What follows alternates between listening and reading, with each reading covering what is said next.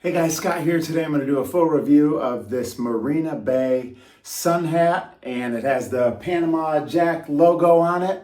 Also has this drawstring here, which is nice. You can pull this up if it's windy.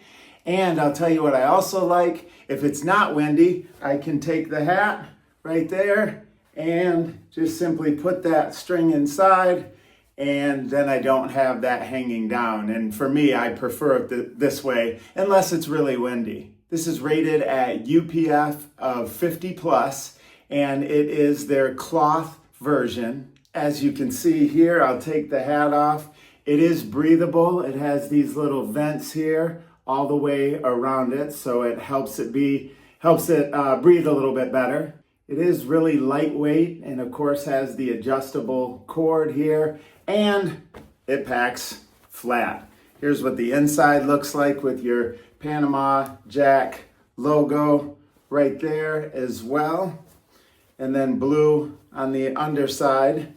I bought this hat because clearly I need some protection on the top of my head, and I don't always want to wear a sunscreen, so the hat works great. The other thing I like is the larger bill all the way around here, so if I don't want any sun in my face, I can pull it down a little bit lower here and gives me a little bit more protection.